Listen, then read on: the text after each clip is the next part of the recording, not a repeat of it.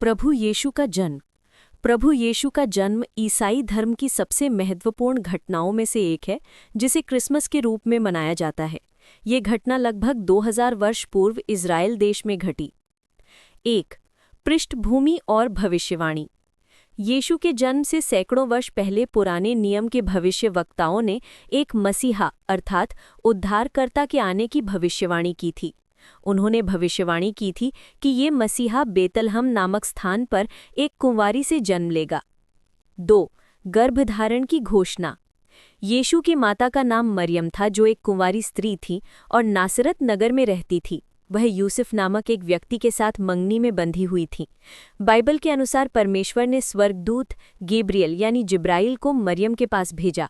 स्वर्गदूत ने मरियम से कहा कि परमेश्वर की पवित्र आत्मा उन पर छाएगी और वो एक पुत्र को जन्म देंगी, जिसका नाम यीशु अर्थात प्रभु उद्धार करता है रखा जाएगा। ये बालक परमेश्वर का पुत्र होगा और सदैव राज्य करेगा। यूसुफ की प्रतिक्रिया। जब यूसुफ को पता चला कि मरियम गर्भवती है तो वो उन्हें चुपचाप छोड़ना चाहते थे, लेकिन एक स्वप्न में एक स्वर्गदूत ने यूसुफ को दर्शन दिए और सारी बात समझाई। स्वर्गदूत ने कहा कि मरियम ने कोई पाप नहीं किया है, बल्कि ये परमेश्वर की ओर से है। यूसुफ ने आज्ञा मानी और मरियम को अपनी पत्नी के रूप में स्वीकार कर लिया। बैतलहम की यात्रा। उस समय रोमी साम्राज्य का शासन था और सम्राट ऑगस्टस ने एक जनगणना का आदेश दिया। हर व्यक्ति को अपने अपने पैतृक नगर में जाकर अपना नाम लिखवाना था। चूंकि यूसुफ दाऊद राजवंश से थे, इसलिए उन्हें दाऊद के नगर बैतलहम जाना पड़ा। मरियम भी उनके साथ गईं। 5. जन्म और चरनी में रखना। जब यूसुफ और मरियम बैतलहम पहुंचे तो नगर में इतनी भीड़ थी कि उन्हें स्थान नहीं मिल सका। सभी धर्मशालाएं सराय भरी हुई थीं। अंत में उन्हें एक स्थानीय अस्तबल यानी गौशाला में शरण मिली, जहां पशुओं को रखा जाता था। वहीं मरियम ने अपने पुत्र को जन्म दिया। उन्होंने शिशु यीशु को कपड़े में लपेटकर एक चरनी में यानी वो पशुओं के चारे रखने की जगह में लिटा दिया, क्योंकि उनके पास कोई पालना नहीं था। 6. गडरियों को स्वर्गदूत का संदेश।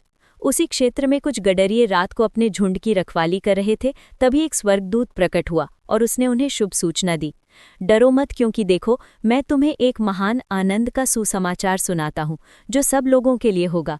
क्योंकि आज दाऊद के नगर में तुम्हारे लिए एक उद्धारकर्ता जन्मा है, जो प्रभु मसीह है। इसके बाद अचानक आकाश में स्वर्गदूतों की एक बहुत बड़ी सेना दिखाई दी, जो परमेश्वर की स्तुति कर रही थी।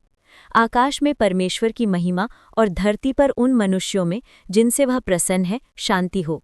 गडरिये तुरंत बैतलहम गए और उन्होंने शिशु यीशु को मरियम और यूसुफ के साथ चरनी में पड़ा हुआ देखा। उन्होंने जो कुछ देखा और सुना था उसे सबको बताया। 7. पूर्व से ज्ञानी पुरुष यानी 3 ज्ञानियों का आगमन। यीशु के जन्म के कुछ समय बाद पूर्व यानी संभवतः फारस या बाबिल से कुछ ज्ञानी पुरुष यरूशलेम पहुंचे। वे ज्योतिषी थे और उन्होंने आकाश में एक विशेष तारा यानी बैतलहम का तारा देखा था, जो यहूदियों के नए राजा के जन्म का संकेत था। उन्होंने राजा हेरोद से पूछा, वह नया जन्मा हुआ राजा कहाँ है? ये सुनकर हेरोद और सारा यरूशलेम व्याकुल हो गया। हेरोद ने ज्ञानियों से कहा कि वे बालक को ढूंढकर उसे सूचित करें, ताकि वह भी उसकी उपासना कर सके। लेकिन उसका वास्तविक इरादा बालक को मार डालना था। ज्ञानी पुरुष तारे के पीछे पीछे चलते हुए बैतलहम पहुंचे। तारा उस स्थान के ऊपर ठहर गया जहां बालक यीशु था। उन्होंने प्रवेश किया और बालक और उसकी माता मरियम को देखकर दंडवत किया। फिर उन्होंने अपने खजाने खोलकर उसे सोना, लोभान और गंधरस जैसे बहुमूल्य उपहार भेंट किए। एक स्वप्न में परमेश्वर की चेतावनी मिलने के बाद ज्ञानी पुरुष हेरोद के पास वापस नहीं गए, बल्कि दूसरे मार्ग से अपने देश लौट गए। 8. ऐतिहासिक और धार्मिक महत्व। ईश्वर को मानव रूप। ईसाई धर्म के अनुसार यीशु का जन्म ईश्वर के पृथ्वी पर मानव रूप में आने अर्थात अवतार की घटना है। वह पूर्णतः ईश्वर और पूर्णतः मनुष्य थे। उद्धार का संदेश। उनका जन्म समस्त मानव जाति के पापों से उद्धार और परमेश्वर के साथ संबंध बहाल करने के लिए हुआ था। विनम्रता का प्रतीक।